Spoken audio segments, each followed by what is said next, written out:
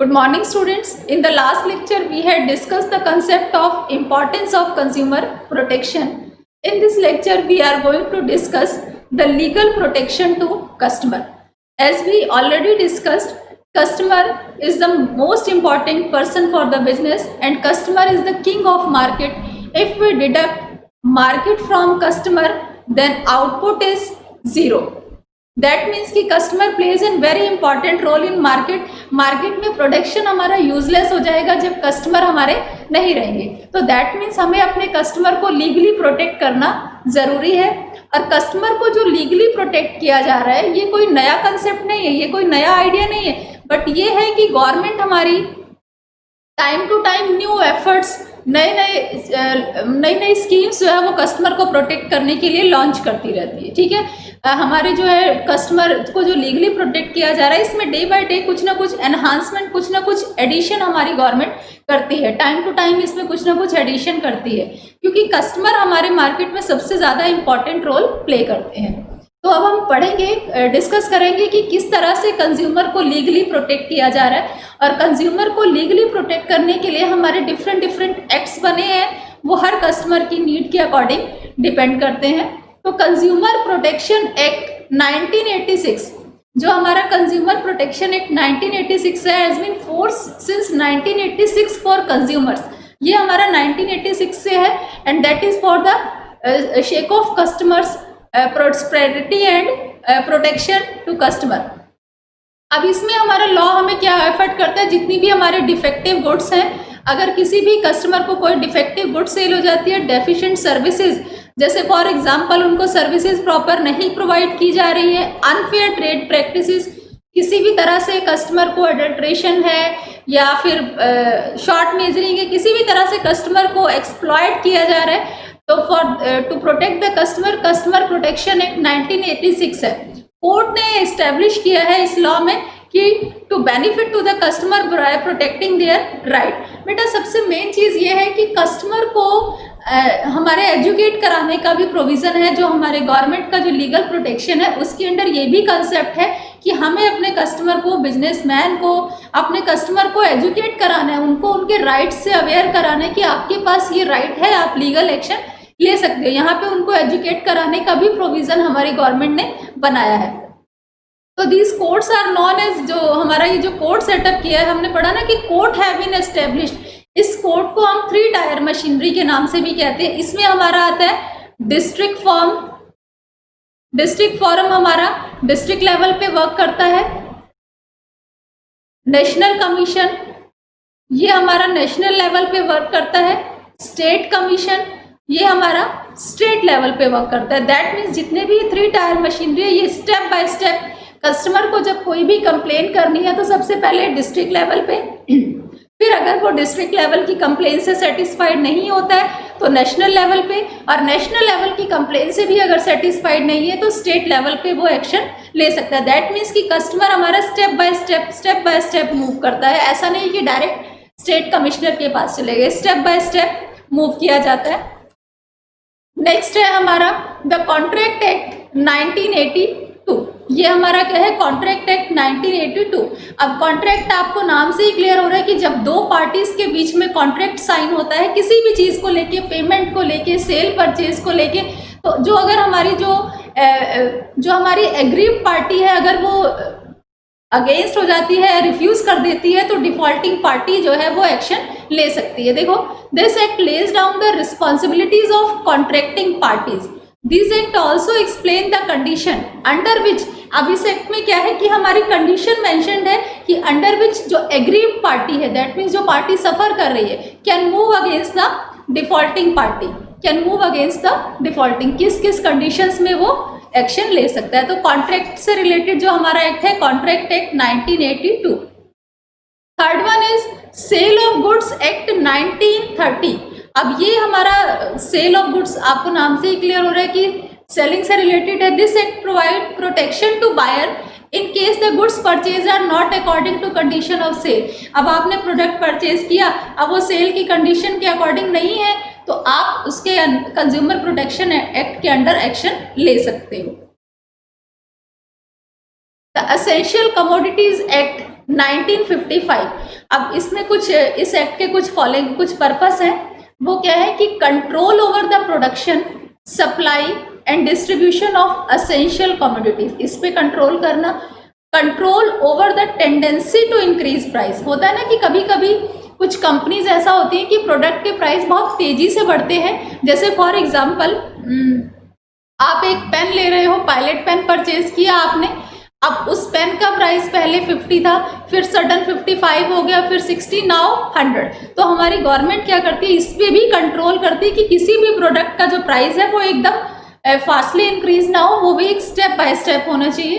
Control over the unsocial activities like profiting, कुछ लोग मुनाफाखोर होते हैं जो बीच में प्रॉफिट का मार्जिन रखते हैं, होर्डिंग एंड ब्लैक मार्केटिंग। तो इन सारी चीज़ों पे भी कंट्रोल करने के लिए कुछ हमारा जो एक्ट है essential commodities act 1955, that means कि हमारी गवर्नमेंट ने कस्टमर को प्रोटेक्ट करने के लिए पूरी तरह से बहुत सारे एक्ट्स बनाए हैं और कस्टमर इन एक्ट के अकॉर्डिंग लीगल एक्शन ले सकते हैं।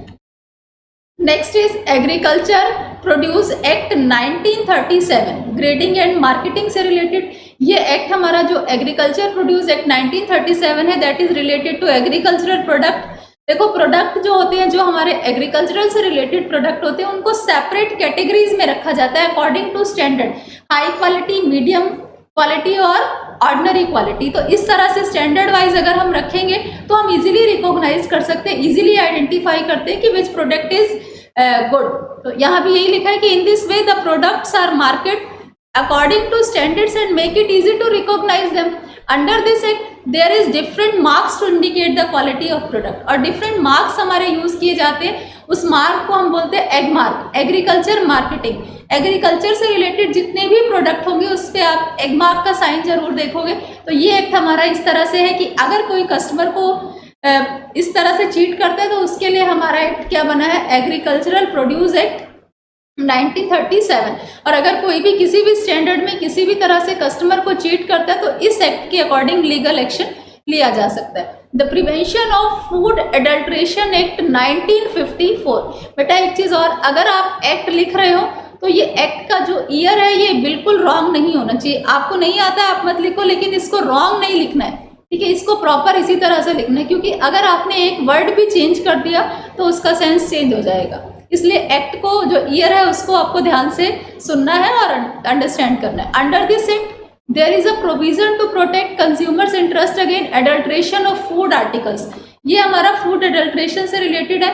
कभी कभी फूड में मिलावट होती है तो उसके अगेंस्ट अगर कस्टमर को लगता है तो कस्टमर इस एक्ट 1954 के अंडर लीगल एक्शन ले सकता है। जैसे आप देखते हो जो हमारे कुछ बेटर क्वाल प्रोडक्ट है, जैसे देसी घी है, इन सारी चीज़ों में पल्सेस हैं, इसमें मिलावट हमारी होती है, एडल्ट्रेशन होता है, तो इसके अगेंस्ट भी कस्टमर लीगल एक्शन ले सकता है। दैट मीन्स कि कंज्यूमर को प्रोटेक्ट करने के लिए कंज्यूमर के पास बहुत सारे राइट्स हैं और कंज्यूमर कैन रेज वॉइस।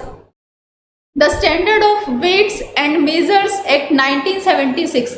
अब यहाँ पे ये भी प्रोविज़न है कि अगर लेस वेटिंग है, लेस मेजरिंग है, तो कस्टमर उसके अकॉर्डिंग भी लीगल एक्शन ले सकता है। उसके लिए एक्ट है हमारा 1976। कभी कभी जैसे हमने बेसिक कंसेप्ट डिस्कस किया था तो वहाँ एग्जाम्पल हमने मैगी का लिया था, नूडल्स का, कि बाहर तो 100 ग्राम्स लिखा है लेकिन जब उसका एक्चुअल में वेट किया तो वो 80 ग्राम्स था। इस तरह से ये हमारा होता है शॉर्ट मेजरिंग, कि जितना एक्चुअल में उसके ऊपर लिखा है और वो उससे कम है, तो that is known as short measuring. तो इसके अगेंस्ट भी कस्टमर लीगल एक्शन एक्ट 1976 के अंदर ले सकता है।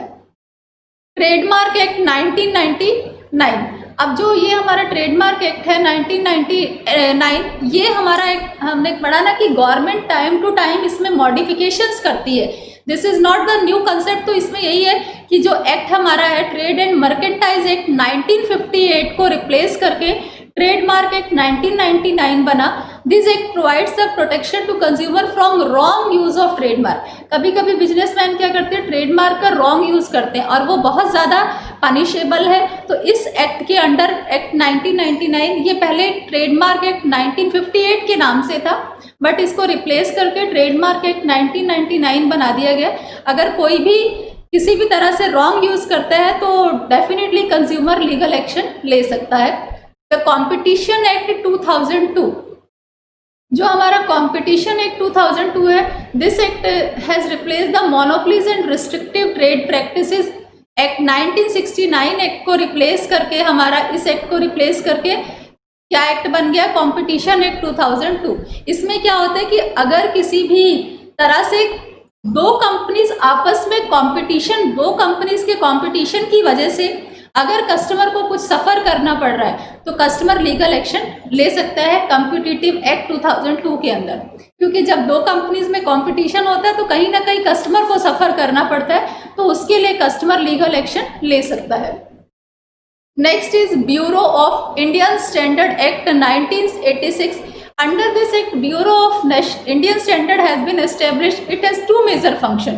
First, it decide the quality standard for various product. जैसे हमारे ISI मार्का है, BSI स्कीम है, इस तरह के जो मार्का है ये इनके लिए क्वालिटी स्टैंडर्ड की ये प्रोडक्ट हमारे बेस्ट हैं, तो ये इसके लिए। Second, it hairs the complain of consumer against ICI mark product. अगर कोई हमारा ये इंटरनेशनल स्टैंडर्ड मार्क है, अगर कोई स्टैंडर्ड मार्क को यूज करके रॉन्ग प्रोडक्ट दे रहा है तो कस्टमर जो है वो लीगल एक्शन ले सकता है। उसके लिए हमारा bureau of Indian standard act 1986 बनाया गया है। तो these are the points, these are the legal protection to customer that is provided by government. आपको बेटा ये एक्ट बहुत ध्यान से करना है, किसी तरह का कोई मिस्टेक नहीं होना चाहिए। और केस स्टडी भी इन एक्ट्स पे आती है, तो आप इन एक्ट्स को बिल्कुल अच्छे से पढ़ेंगे और किसी को कोई डाउट है तो वो आप मुझसे पूछ सकते हैं। Homework, explain the consumer protection act 1986, essential commodities act 1955 explain करना है, explain the competition act 2002, explain the bureau of Indian standard act 1986. So homework is totally based on lecture. Hope so this lecture is clear to everyone. Thank you.